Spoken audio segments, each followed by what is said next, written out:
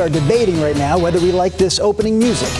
But it makes you move. You know what? It doesn't make me move. It makes my jacket move, and I'm stuck in my jacket, so I move with the jacket. Tighten out that camera. We need to see more of Drew. Well, it doesn't work the same without the music. Brian, what's the point now? There's no music. Broke him. Brian Matthews, our funny director, says I'm just following directions. Oh, my goodness. We'll stop directing the show, Brian. We'll just get to the topic at hand today.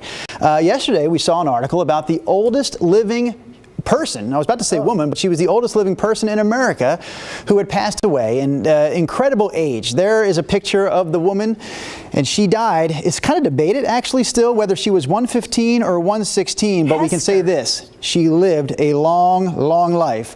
And again, she was, before her passing, the oldest living person in these United States of America. I think it was North Carolina? North Carolina? Yes, she lived in North Carolina. A lot to discuss here. I just think the topic of age is fascinating in general. One of the basic questions we threw out this morning for our viewers to participate in and with, and I'm out of breath, by the way, from the dancing. But the question was, That's not a good sign for a long life. No. What age would you like to live to? I think that's how we phrased the question, or how old would you like to be before you say goodbye? That's a very simple question to answer, right? That's like a number, and then you're done. You can turn off the stream. But we want to kind of build on that topic a little bit. And maybe it's, what would you like to accomplish before those final days, so to speak? Rod asked me before the show, hey, Drew, if you were like 102 and the Eagles won the Super Bowl the year you turned 102, would you just kind of turn to God and say, okay, I've seen enough? And I said, no. It always comes back. I want to see the World Series that year too. You want I'm never going to be the happy. Phillies in the World Series. Yeah, never be satisfied, Rod. Always ask for something a little bit more.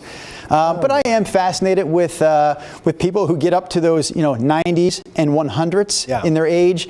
One of my all-time favorite segments that we did live on the Sunrise Show for several years in a row. Brenda, you'll remember this. I don't think, Rod, you were on the show yet at this time, but we did a segment on this old timers bowling tournament. Yes, and that was so good. You only had to be 50 to participate, which was kind of big deal, right? 50 old timers. But what was great is how many 80, 90, and 100-plus-year-old people participated in the event. And we had a woman named Maud Ballard. I remember the story. I was here. I remember so you remember Maud. Yeah. Her son, Nina, by the way, Norm Ballard, when we talked to him one of those mornings, he was 85. The son. The son was. Isn't that funny, though, when you live long enough that your kids look old? Or old. Yeah. That was a few years into it. Earlier, when Maud was only 95, before we met her son, Maud was 95. She came on the show for this old timers bowling tournament, and live on TV, I asked her, would you please, Maud, bowl one for us? Just throw one ball down the lane and we'll see what happens. And it was almost painful to watch her do it. It took her so long to get up there, and it looked like it hurt a little bit, like as she bent down and kind of let that ball go. Did you remind her we were on tight time? We let that go. And that ball, I've never seen a ball roll as slowly as that ball did. Down the lane, live on TV. We're all just like watching, but God darn it. That thing went straight down, hit the first pin, and then one by one, every single pin fell, and Maud bowled a strike live on TV at 6:45 in the morning at 95 years of age. That is awesome. There is no number that I want to live to. I just want to be healthy, right? You want to get out there and do something and have some fun, enjoy the people around you. Yeah, and that's what she said. That's cool. She stopped bowling. She bowled one more year at 96, and she was still alive until 102. I was actually there at her 100th birthday at the facility where she was living. But at 96, she decided, I can't do this the way I'd like to, so I'm not going to bowl anymore. And she didn't want to do it if she couldn't do it right. Yeah. That's fascinating discussion. Then you also hear people will talk about, what if there was no sickness, in the world, period, and we all just lived to a certain age, and then you knew when you got up the next day that was going to be it. Does that sound? I want to know that. That does not sound that does not sound good to you. No. If you think too deeply about this, it can get a little freaky, right? To think when is it going to happen? Because for any one of us, it could happen today. Like, who wants to think about that? What? Well, I ain't mowing the yard if today's it. That's not how you want to spend your last day. But there's certain things that you want to see, I think, before. Like, I know there are plenty of accomplishments in my son's life. No pressure, boys. But I feel like there are plenty of accomplishments coming their way that I want to see, the majority of them, right? So you want to you don't want to outlive your children, I know that, but you want to live long enough to see them accomplish some of those great things. I don't want to be 115. I don't want to be 100. I don't think I want to be 98. But living long enough to like meet your grandkids. Yeah. And maybe your great-great Yeah. grandkid. I think the farther away you are from the number, the more you'll give that response. I bet you the closer you get to the number, you're like, nah, I can have a few more years. I don't want bathroom think so. problems. I don't want, that kind of stuff is, and then, You know what? No, I don't want to just sit in a chair and watch TV. And people, Well, it didn't look like we had a gentleman on the show today, and in fact, I think we can roll this story. We had a story today on Sunrise about a man named Bill Kelly, who's 96. He survived COVID last year. Okay, and when I was watching him, to me it was remarkable how much spirit this man had in his life still. So he doesn't strike me as a guy who is sitting around watching TV. Oh, heck no. There he is, and Brian Matthews, our director, not to direct you on the show, but is it possible to cue this up from the beginning and just watch it straight through? Can we do that? It's worth it, yeah. Catherine Cook did a great job interviewing this man. And Nina, real quick before we roll this, I just have to say, because quality of life is huge, especially for those that have our health. But I have known so many people, my elders, who have found beautiful moments in lives that would not look from the outside like they were, what we would think would be, oh yeah, I've got to get. And it's such a beautiful kind of transformation when you reach that part. Okay, I'll stop preaching. Go ahead, roll that. We are patriots. We do not give up. We fight, fight, fight, fight. It should surprise no one that COVID-19 lost against Bill Kelly. We first met the 96-year-old World War II vet a year ago. He'd just come out of quarantine after catching the virus. In fact, his whole family, including 2 great-grandkids, recovered together in their McMinnville home. We admire his can-do spirit and attitude. Daughter Susan says Bill slept for nearly 2 weeks straight while getting better. But today, Dad, are you feeling any effects from COVID? No. No? No, not at all. I like to sleep. This past year, Bill's family made preserving his legacy a priority. With her father's sharp memory and years of notes, Susan published his memoir, The Adventures of CB Bill, Reflections of a Navy Seabee in the South Pacific. It's just inspiring to read. It's encouraging. And if that can help anyone or bring a smile to anybody's face, that's a reward right there. The book touches on the Great Depression and Bill's service with the 53rd Naval Construction Battalion. It captures how he cared for his family and inevitably survived COVID. I think the Lord gives us so much to do, and you're looking at me, he says, Kelly, do it until you do it right. He's still going around the barn. So I'm still, well, Lord, whatever you say. If he does have unfinished business, Bill says it might include motivating younger generations in his own special way. That are like great big boilers. They got so much potential, but their pilot light is out. We can't get them going. Say we're the greatest generation. Well, I say they can be the greatest generation because what they're coming up against there is going to be tough. The Adventures of CB Bill is available now on Amazon. A portion of the sales will go to the Pacific War Museum in Guam. Catherine Cook, KGW News. Love that story. We aired that at first time at 5:15 this morning. I said, man, 15 minutes into our Sunrise TV show, I think we've hit the best story of the morning. It is a great story. But again, this conversation started talking about the oldest person actually, in America who passed away this week. And I don't know if we have that picture to show one more time. Hester Ford, her name. Born in South Carolina. She passed away in North Carolina. Nina, you mentioned maybe wanting to live old enough to see certainly your grandchildren and perhaps even a great-grandchild or two. How about Hester? She lived to see 125 great-grandchildren. Whoa. And at least, they say, 120 great-great-grandchildren. She passed away at the age of 115, although some say the birth certificate may have been incorrect and she may have actually been 116 years old. Incredible story. Has somebody written a book about this woman? I would read that.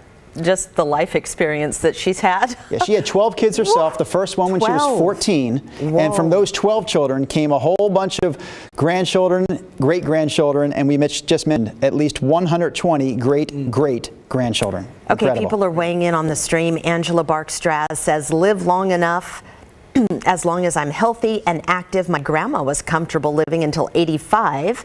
I can see me into the early 90s. Yeah, and Jennifer Taft, good morning to you. She says, my body already doesn't work right at 50, but as long as my brain works and I enjoy music, life, and art, no number for her. Yeah. And there is no set of rules, right? There's no set of rules that determines how long you get to be here, what you have to do in order to stay here. We hear, unfortunately, all the time about, people who pass away in what we consider to be way too young of an age. Oh, so-and-so was so healthy. They worked out every day, and then, blank happened. You're like, oh my goodness. Other people, it seems like, man, they were smoking forever. It didn't seem like they cared what they ate or drank, and my goodness, they're talking about their 95th birthday next week. The old George Burns, right? Yes. The comedic actor, He always had a cigar in his mouth, right? Yeah. But I would agree with you, Brenda, as you move along in life, if you have set for whatever reason a date or a time in mind of when you think you might want to leave, as you get closer to that date or that age, I think if things are going well and you're still finding some joy in life, whatever it may be, like, hey, you know what, I changed my mind. I would love to be healthy enough to live to be 115 or 116. Certainly, I don't want to spend, the last 20 years of my life in pain or being a burden to anyone in my family. I wouldn't want that to be the case. Oh, I don't know. I wouldn't mind being a burden sometimes. It just depends. How big of a burden? I feel like I put up with a lot with my kids, so they owe me. They owe me a few burdensome years. It was funny. My dad was hilarious. My parents were, we talk about Herm Braxton here on this stream occasionally. He was such a card because he was 90 when he passed, and really, to the bitter end, he was kind of like, you can go ahead and do whatever you need to do to keep me alive because I'm not quite ready to go yet. My mom was the opposite. She was like, no, I'm good. I've had a good long life. So, it just depends. But my dad was hilarious. He's like, I think I can eke out a little bit more. I'm like, I gotcha. I remember my dad's parents. My grandmother on that side of the family, she died. She was probably like 65 years old, like 1981. She was the third of my grandparents to die. So I had one left by the time I was like 7 years old. But anyways, I remember sitting on the couch, I'll never forget this, with my dad's dad. And this was a few years after. And I remember him talking, like we were the only two sitting there. Some kind of family function was going on, but I'm sitting next to him at like the age of 9. And he turns to me and says, Drew, I'm ready to go. Oh. I'm like, what? And he goes, and he told me basically, since your grandmother died, it's just not fun anymore. I'm ready to go. I'm like, I think I got to go tell somebody this. Like, I remember telling my mom, like, Mom, Pop Carney just said he wants to go, and he doesn't mean leave the house. But it was just like shocking to me as a 9-year-old to hear that. I'm like, what the heck? Who wants to go? Right? Yeah. Grandpas are funny. I would like hear my dad giving Zach some advice from across the room. I'd be in the kitchen doing dishes, and I'd have to put my head. I'm like, Dad, no, stop. He's too little. They don't have the filters. No, they don't. No, my father-in-law, who may be watching right now, I know he likes to spend quality time on the Facebook. Maybe Papa Dell Stevens is watching right now. Papa Dell. But he's got some advice for the boys now and again that my wife and I have to scratch our heads about, or even say, stop. That doesn't work anymore in this day and age. Seriously, like on here we've got some great stories. Sheila Speck says my mom is still going at 100. Her mom was 107. Wow. That's amazing. Yeah, no kidding. Those are great genes. Yeah, Jennifer Taft says my aunt lived to 101. It's crazy the history you see. Wow. I think elder stories are important. We need to value these storytellers. Absolutely. Yeah. Thinking about this woman that inspired the conversation today, Hester Ford. She was born in 1905. So when she was a young woman, even women couldn't vote. Black people certainly couldn't vote. So many things back then. You see what she lived through and all the times and the changes that she witnessed firsthand. Getting back to her story in terms of just being a burden on people or not being a burden, it says that Hester lived at home on her own without assistance of any kind up until the age of 108. Wow. But then she bruised her ribs in a bathtub fall, and her families insisted that she move in with them to get some help. And then she lived with her family for the next 8 years until she died this week. That stuff. But 108 on her own. Falls, I know. Those are so hard. Monica says her mother-in-law just turned 90, beat COVID, and smoked for 50 years. Wow. We have longevity in our family. Our grandparents, let's see, one is 94 now and one is 87, beat stage 4 colon cancer, and then their parents had nice long lives. So yeah, genetics do play a big part. Also, you know, lifestyle can help. Sure. Yeah, I think, you know, in my family, longevity is definitely there as well. But what I've seen consistently, and I'm thinking of this in at least a half a dozen of my great aunt and uncles, is that they didn't really significantly slow down until about 94. But I mean, just time and time again in their early 90s through about 93, very active, still going to their different social clubs, still bowling. You know, if they bowled on leagues, but I did notice that it was pretty consistent in my family. About 94, you start to slow down a little bit. Oh, you got a long way to go. Yeah, that's Do you fair. guys remember Hank Stack, who used to sign the news during the Today Show cut-ins for years and years? He was up in his, I think Hank had to be in his 70s at least. Maybe early 80s, and I never saw him hang out with anybody. They seemed like older than 30. He had so many young friends, and I remember he told me one time, he goes, I don't like getting together with my brothers and sisters because all they do is talk about, you know, their ailments and what hurts. And I was like, oh my God, he would come in here like with his little jacket and his like, it really you know, matters, like, you know, flip-flops. if you're around younger people, you know, you keep up to date on things. I mean, it just keeps your mind fresh, and you know, getting out and doing things and being involved and using your brain, you know, it really helps. That's so true. Keep everything sharp. People on YouTube weighing in. Courtney Willingham, I love what she said. She said she doesn't have a specific number. She just wants to live to see her great-great-grandchild. And she says, for a good life, eat half, walk twice, and laugh the most. The hardest part is the eat half, right? Courtney. And I guess the walk twice. Jeff Lucas says, imagine us when we're old telling great-grandchildren about the year 2020. Right. Oh my gosh. There was this one year, kids We didn't even forgot go to about it. school. Yeah. Believe it or not, kids didn't even go to school.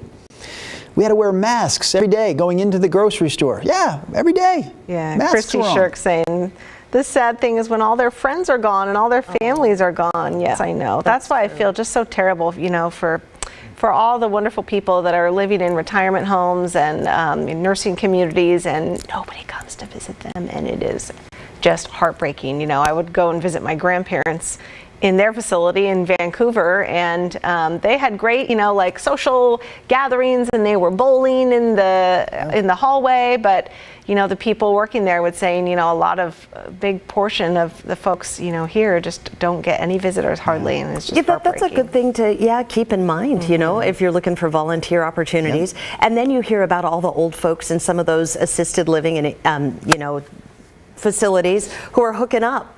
Right? They're like having new romantic partners. Yeah. You heard that right, Rod? It's true. My mom. Okay, wait. Producer Brian said that he had a clip for us, but he didn't tell me anything more than that. Is this a hooking up clip? Mr. What's going on? Oh, jeez. Yeah. Stay. Later today, Flossie's family is going to be coming out here to throw you a big birthday party.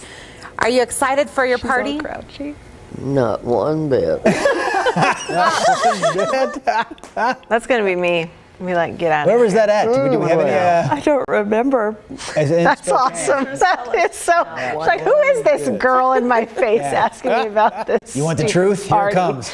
Not even a bit. Yeah, that's nice. When you get to that age, you just it's like, I'm going to say what I want. What is That's that age, do you hilarious. think, Brenda? Because there's definitely. Oh, I'm that age approaching where it. Old people. I'm approaching it. I feel like some mornings you have approached it. Not every morning, but I've noticed some mornings you're there. Oh my gosh. Joshua Madrid says, good morning. I feel like every new year we get as a privilege and a challenge all at once. That is true. Live hard and lead with love, and all will work out. I'll take what I get and smile when it's my time to go. Joshua's always so thoughtful. Yes, he is. I want to It's get like Joshua in a moment bad of mood zen. just once. Come on. Oh, hey, on YouTube, Well said. thanks Well for weighing in, everyone chiming in on YouTube. The handle is I'm Just Me Karnowski, and they say, good morning, I do in-home care. My oldest client is going to be 91. They're still driving, and they want to get to the Golden Girls Club age. That would be fun. That would be a cool way to do it. You know, instead of moving into like a retirement community, like move in with some friends. Right. You know, you all kind of help each other. You know, everyone's kids come and visit, and then you get visitors, you know, in the backyard or something like that. Would be cool. I love that idea. Or I think Rod and I are just going to move to like somewhere warm and live in a golf course community. I'm right there with you, Rod. Yes, I love it. I have this vision of me living with my sons. But it's only like 20 years from now, so I don't know if that's really going to work. And for some reason in this vision, they're already both living together, so it's probably not going to work out the way I have it. But like the boys Sounds like you're doing it now. Yeah, weird. Just keep the fun times going. Where's Mia? She can be there too, and the dog. Blaze is going to be there. This is Have you Fantasyland. asked the boys? They're like, Blaze will be 27. Yeah. Yeah, it's Fantasyland. But maybe what would be cool is maybe they'll start paying the mortgage. Little role reversal in that regard. This has been a fun topic, talking about what age would you like to see? What age do you want to reach? And all inspired by the news this week that the oldest living American passed away at the age of 115 in North Carolina. We had a lot of fun listening. I did have one more question. It doesn't have to be answered today, but for Joshua Madrid, who, like you said, Rod, every morning comes on here and gives like a thoughtful thought. Like it's not just like, yeah, here's a comment. Drop some wisdom. He has wisdom. So I'm curious, what time do you go to bed, Joshua, that you wake up at this hour of the day, ready to go with a thought to share that inspires other people? Let us know. I'm curious. And are we special, or are you talking to all the TV people? I need some loyalty. No one else does this show. We're the only ones. That would be There disappointing. are other platforms. I need to know more about Joshua. If He's ours. He's ours. Is he cheating on if us? he's cheating, there's going to be an issue. We'll see you tomorrow.